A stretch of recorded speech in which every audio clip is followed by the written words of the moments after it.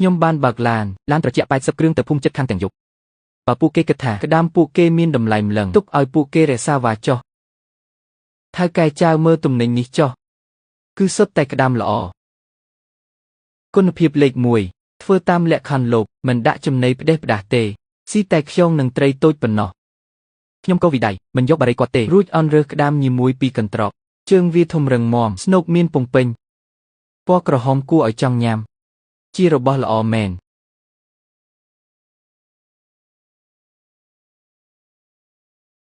តាមកិច្ចសន្យាយើង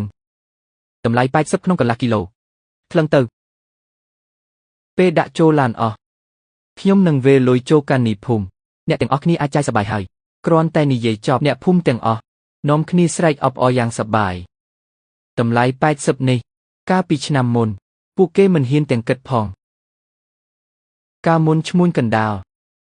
ឲ្យតែ40ទៅ50ប៉ុណ្ណោះតម្រង់ជួរម្ដងមួយគ្រួសារថៅកែចៅចិត្តទូលីណាស់យើងត្រូវតែរៀបចំឲ្យស្អាតចាក់ទឹកចេញពីកន្ត្រកឲ្យអស់ទៅ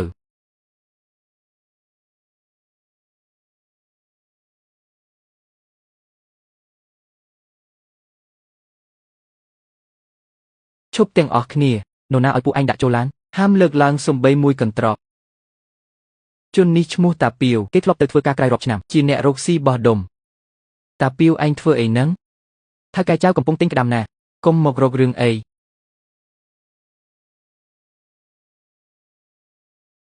ខ្ញុំរករឿងមែនទេពួកឯងចាញ់បោកថៅកែចៅអស់ហើយនៅជួយរាប់លុយគេទៀតបើកភ្នែកមើលឲ្យច្បាស់ទៅនេះជាខិតបានផ្សារទំនើបនៅក្រុងមើលតម្លៃទៅក្តាមភូមិយើងពេលយកទៅលក់នៅក្រុងតម្លៃប៉ុន្មានដឹងទេ380ព្រះអើយចំណេញច្រើនដងណាស់បងប្រុសនិយាយលេងមែនអ្នកក្រុងមានលុយម្លេះក្រដាសនេះសរសេរច្បាស់មិនកុហកទេថៅកែចៅលោកចិត្តខ្មៅណាស់ឲ្យតម្លៃ80ដូចឲ្យទានអ្នកសុំទានលោកលក់បន្តចំណេញ300ឯណោះយកទៅមួយឡាននេះលោកកេងចំណេញពីពួកយើងប៉ុន្មានទៅតាពីវឯងធ្លាប់រកស៊ីខាងក្រៅគួរតែដឹងច្បាប់រកស៊ីហើយតម្លៃ